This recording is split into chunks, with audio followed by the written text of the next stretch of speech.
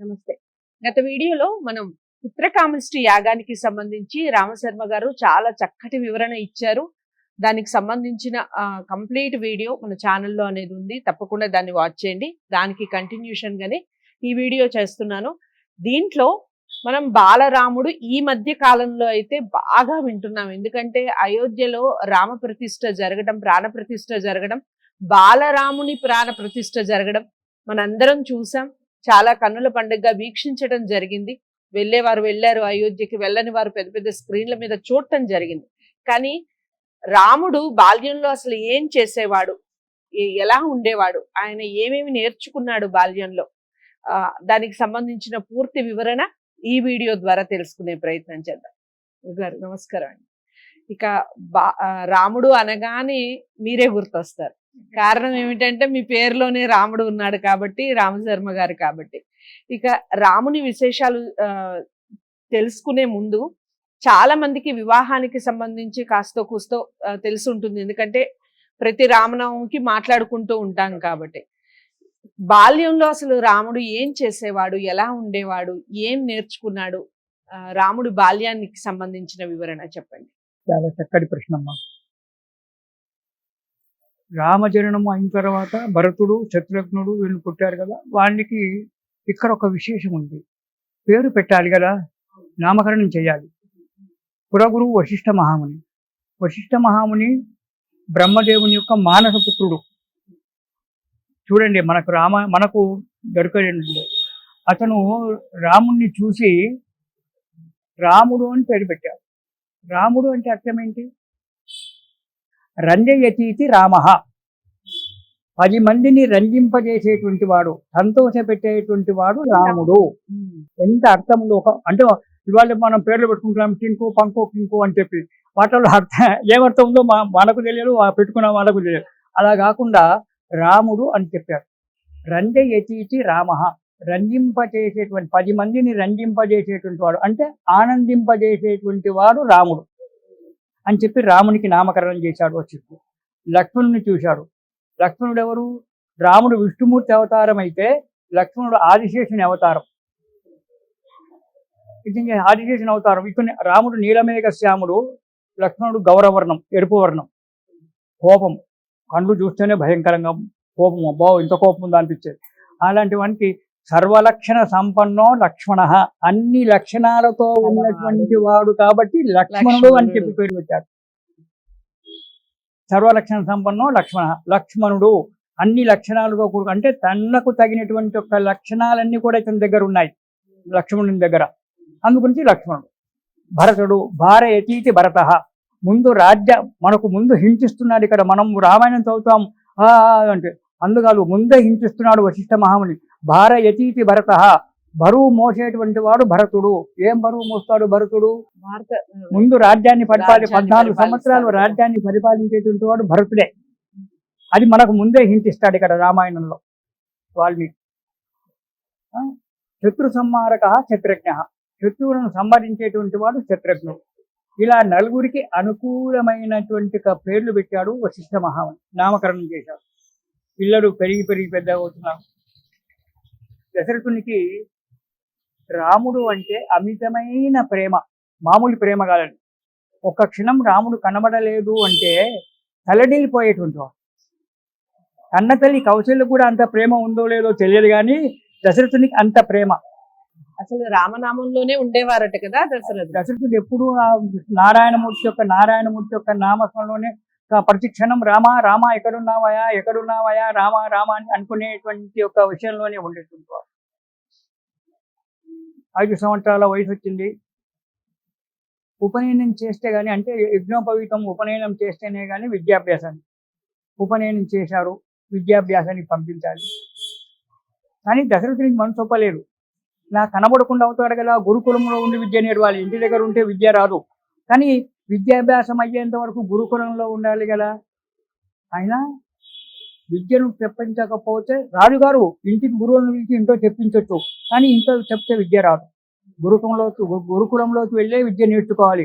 ఇంట్లో మన ముందర కూర్చుండబెట్టి గురువుగారు వస్తే గురువుగారు తిట్టలేరు, కొట్టలేరు, విద్య నేర్పించలేడు.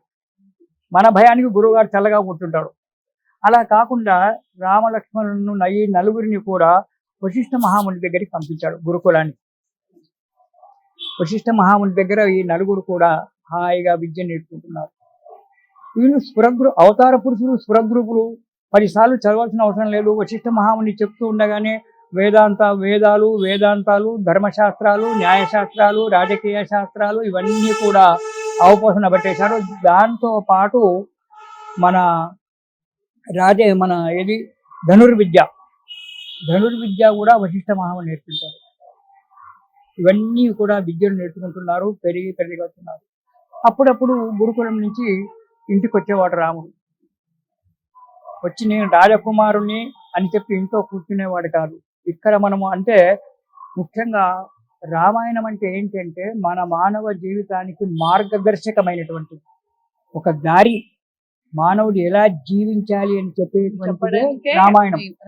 రాముడు ఉన్నాడో లేదో రామాయణం జరిగిందో లేదో అది మనం చూడలేదు, మన తాతలు చూడలేదు. అది ఎప్పుడో కొన్ని కోట్ల సంవత్సరాల క్రితం జరిగినటువంటి త్రేతాయుగంలో జరిగినటువంటి ఒక విషయం. కానీ అది ఇప్పటికీ చిరంజీవి అయ్యే ఉంది. వాల్మీకి చిరంజీవి అయ్యే ఉన్నాడు, రామాయణం చిరంజీవి ఉంది, ఇంకా ముందు కూడా అలాగే ఉంటుంది. దాన్ని ఎవరు ఏమీ చేయలేరు, చిరంజీవులు అవి. మన మానవ జీవితానికి మార్గదర్శకం. రాముడు గురుకులం నుంచి అప్పుడప్పుడు 6 నెలలకో సంవత్సరానికో ఒకసారి ఇంటికి వచ్చి ఒక వారం రోజులు 10 రోజులు ఉంటే ఇంట్లో కూర్చునేవాడు కాదు.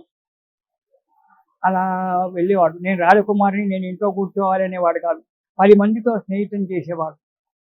10 మంది దగ్గరికి వెళ్ళి ఇక దారింట వెళ్తూ ఎవరైనా అరుగు మీద కూర్చున్నారనుకోండి, వృద్ధులు కానీ వేరే వాళ్ళు కానీ వెళ్ళి, తాతయ్య బాగున్నావా, టిఫిన్ అయిందా, భోజనం అయిందా, ఆరోగ్యం బాగుందా, ఏమైనా అవసరం ఉంటే చెప్పు తాతయ్య నేను అని చెప్పి, ఏమైనా మల్లయ్య బాగున్నావా, ఏమి వెళ్ళయ్యా బాగున్నావా, ఇలా కాదు. ఒక రాజరికంగా మాట్లాడేవాడు కాదు రాముడు. ఒక ఆప్త బంధువులా మాట్లాడేటువంటి వాడు. అందరినీ వరుసలతో తాత, మామయ్య, అత్తయ్య, అన్నయ్య, ఇలా వరుసలతోటే అందరినీ. వెనుక ఒక 10 మంది స్నేహితులను, ఆ గ్రామస్తులను, అయోధ్య నగరంలో ఉండే వాళ్ళని 10 మందిని వెనకేసుకొని తిరిగేవాడు. వాళ్ళకి అవసరాలన్నీ తీర్చేవాడు. మామయ్య భోంచేసావా, భోంచేయలేదు నాన్న, ఎందుకు ఆలస్యం, ఏదో వాళ్ళ కష్టపరిస్థితులు వెంబడే అప్పుడు రాజరికం వెంబడే సైనికులకు ఆర్డర్ ఇచ్చి వీడింట్లో బియ్యం లేవట, మామయ్య ఇంట్లో బియ్యం లేవట, వీడింట్లో కాదు మన మామయ్య ఇంట్లో బియ్యం లేవట, తీసుకొచ్చి పెట్టేసి, ఎందుకు పెట్టలేదు మీరు, ఇలా ఆజ్ఞలు పురమాయించేవాడు. ఎంత ఆప్యాయత, ఎంత ఆత్మీయత. ఆ స్నేహితులతో కూడి అందరితో కూడి ఆడుకునేవాడు. అందరి ఇళ్ళకి వెళ్ళి, రామయ్య మా ఇంట్లో భోంచేస్తావా, భోంచేస్తాను, కాఫీ తాగుతావా, తాగుతాం. కులము, మతము, పెద్ద చిన్న అనేటువంటి ఒక ఆలోచన లేకుండా అందరితో కలగలుపుగా తిరిగేటువంటి వాడు రాముడు. అందుకే రాముడు అనే పేరు సార్థకమైపోయింది. అందరూ ప్రేమించేవారు, అందరినీ ఆనందంగా ఉంచేవాడు, అందరినీ ప్రేమించేవాడు. అందరినీ ఏదో ఒక పేరు పెట్టుకోవడము, అహంకారము, రాజకుమారుడు అనేటువంటి ఒక అహంకారం కానీ ఇది కానీ ఉండేది కాదు. ఎంతసేపటికి మనమంతా మానవ సమాజం అంతా ఒకటే అనేటువంటి ఒక ఉద్దేశంలో అతని వెంబడి లక్ష్మణుడు. అన్న ఎలాగో లక్ష్మణుడు అలాగే. ఇంకా లక్ష్మణుడు అప్పుడప్పుడు ఎవరైనా విసిగిస్తే ఉండరా అని కోప్పడేవాడు. ఎందుకు ఆదిశేషుడుగా, అప్పుడు గుస్సు అనేవాడు. కానీ రాముడు అలా, ఉండరా లక్ష్మణ, శాంతం, అతన్ని శాంతపరుచుకుంటూ కాలాన్ని గడుపుకుంటూ వచ్చేవాడు. ఇలా అందరితో స్నేహితంగా ప్రేమగా తిరిగాడు. అందరూ కూడా రాముడంటే మనవాడు అనిపించుకున్నాడు. రాముడు వశిష్ఠ మహాముని దగ్గర ఎన్ని రోజులు ఉన్నాడండి చదువు? సామాన్యంగా ఒక గురువు దగ్గర విద్య నేర్చుకోవాలంటే సుమారు 12 సంవత్సరాలు పడుతున్నారు. 10-12 సంవత్సరాలు ఒక కోర్సు మాకు. ఇప్పటికే ఈ కాలంలో కూడా అంతే. మేము వేదం నేర్చుకోవాలంటే 12 సంవత్సరాలు నేర్చుకుంటే కానీ మాకు వేదం రాదు. ఏదో మామూలుగా చాలు 2 రోజులు ఇంకా కథలు, వివాహాలు అవి చేసుకొని బతుకుతామంటే 3 సంవత్సరాలు అయిపోతుంది.